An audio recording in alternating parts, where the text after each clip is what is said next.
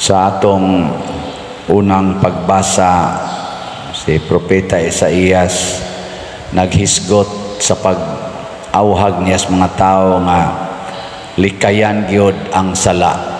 Nya unsa man ning mga salaa, kanang pagdaog-daog, pagtulisok,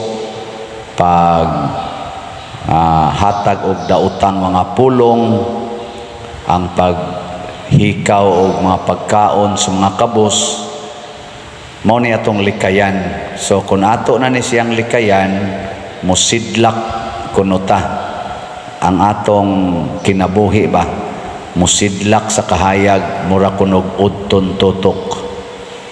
Ngilingay mong tupad na sidlak akong naong na kuno sidlak o ni aw. Pero og magsige na tagdaog-daog, sige na taog aning pabaya, di na lang nato tagdon ang mga kabos, siguroon na nato tong kaugalingon, wa na gyud mo kuan na ba, muawp ang atong kinabuhi. Muna kanindot unta kon musidlak na ang atong nasod, no, ang Pilipinas, human aning midterm election. Pasabot mapili nato kadto mga tao nga dili, mga leaders nga dili kusog mo daog-daog, kusog manulisok, kusog nga mo kaning hatag og dautan nga mga pulong o mga buhat ngadto sa isig ka tao. Medyo gubot-gubot ra bagirong atong Pilipinas, nagkinihaay na ganig maayo, mao na nga atong iyampo, mamati unta ta sa Ginoo. Ang pagsunod sa pulong sa Ginoo nagkinahanglan og pagpaubos. Muna sa atong tubag sa Salmo niingon ta, tudloi ako sa imong dalan o Ginoo, aron magmatinumanon ako diha sa imong atubangan. Unsa may atong pagpaubos nga muratag mga buta or muratag mga batang gagmay, way nahibaw-an unsaon pagsubay ang dalan kanang padung sa langit. Pero magpakaron ingno na ganita nga murag kitay kamao kayo, murabag kita nagisakto, anha na diha mawagtang ang atong tinuod nga kinabuhi. Muna sa atong ebanghelyo karon, kani si Levi, mao man ni siyang nahimong Mateo, atong ebanghelista. Usa ni siya ka gitawag og public sinner. Nya daghan ni siya kwarta kay kubrador mas buhis, murag komisyoner ba sa tigkubrag buhis. Pero pag ingon gyud ni Kristo, sunod nako, tindog dayos Levi og nilakaw, sunod ni Hesus. Nya ang sunod niyang gibuhat, ibaw kung nagkasulti-sulti gito sila si Hesus, nya niingon dayon to siya, Lord, nisunod nako nimo, unsa may atong buhaton? Ningon siya ito si Jesus na adto ko sa inyong balay, kung pwede adto ta maniud to or adto ba ta manihapon. Ana siya ningon sa Levi, sige Lord, ako kang pagpakanon dito. Nya ingon si Jesus, imbitara ang tanan nimong mga kaila o mga suod. Nya may laing suod si Levi, ang mga makasasala man kanang gitawag sa mga public sinners, mga kubradors buhis, amo sa iyang gipang-imbitar. Ug unsa may gibuhat ni Hesus ngadto kanila, nakigsalo siya, nakigtipon siya sa mga makasasala ug sa mga sinalikway sa katilingban. Kining kinaiya sa usa ka leader nga manluluwas sama ni Hesus. Matod pa niya, mianhi ko para sa mga makasasala. Kana bang leader nga maningkamot nga ang sala, labi na gining sala nga katilingbanon, masumpo, kay mao man ay muguba sa atong kinabuhi. Kung ang leader igo rang mupili ato mga iyang mga gitawag o mga loyalista, Pero katong mga tao nga murag mo mukontra niya, iya sang iduot, dili na siya makaluwas og katilingban. Og kasagaran nga mukontra nato, kana mangyaw mga makasasala. Usahay kitay sadaan, kontrahon tas tarong.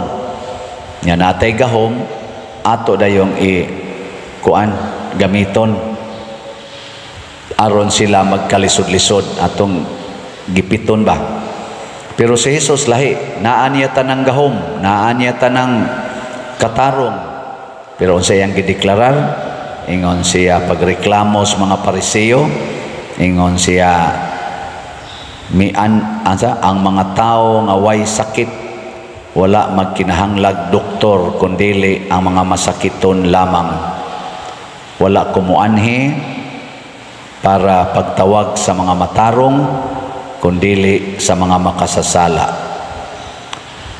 Kinsa kaha sa ato karong mga kandidato aning atong gitawag og Team Duterte og Team Marcos nga dunay kasing-kasing nga mahunong ang mga sala nga naghari, naghasol sa atong katilingban, labi na ning sala sa korupsyon, sala sa bisyo, kaning drogas, kaning sugal, kaning mga smuggling, kining insurgency.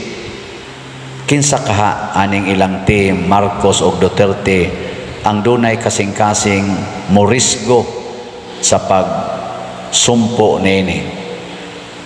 Si Levi, ang iyang pagkakobrador sa buhis, gisumpo ni Kristo pinaagi sa pagtipon dito sa balay ni Levi og pagkaon. Human ato, wa na nibalik si Levi sa iyang kanhi trabaho. Nagsigi na siyag sangyaw og nahimong ebanghelista nganlag Mateo. Kita pila kabuk ang atong natulid nga mga makasasala pinaagi sa pagkuyog, tipon-tipon.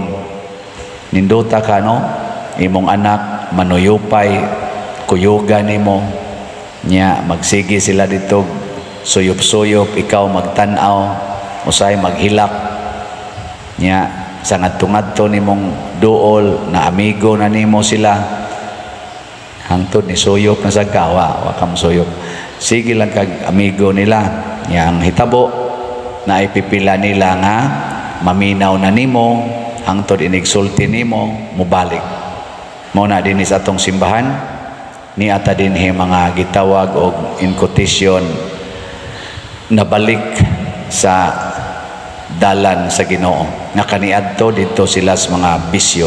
Nasa uban nabalik, balik na sa dito, pero dili na mo'y makapa-discourage.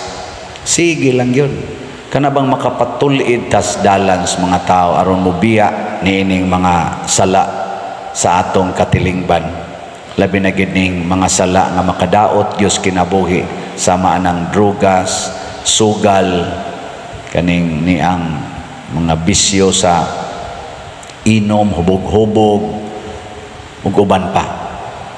Kini naghari na ni ron sa atong nasod. Muna sa atong pagampo sa Ginoo niining panahon sa Kwaresma, iapil nato usi sa atong kaugalingon. Andam baka kung gamiton sa Ginoo no para pagtawag sa mga makasasala.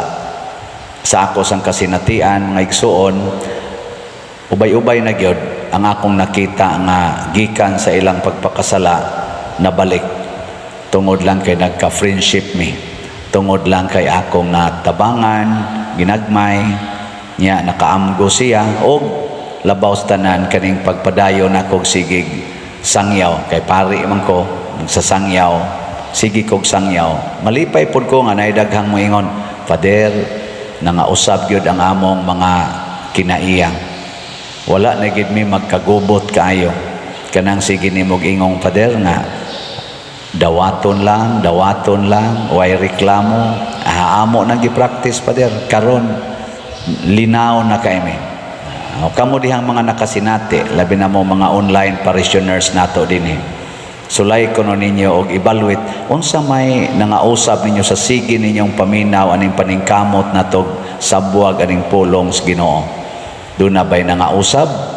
Nya kung nangausab na kamo na sad mao'y magpagamit sa Ginoo aron pagtawag na sad atong laing mga makasasala haron ang kalibutan mabag-o.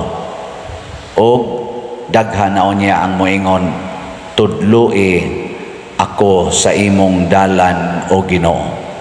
Dili kay magsigig patudlo unsaon pag-colors buhok, unsaon pagkiskis kilay, unsaon pagpaputi ani mga naong, unsaon sa panang uban pagpadako sa dughan sa mga laki aron maparihag babae, unsaon pagpagamay aning tawagan ni dinhi kaning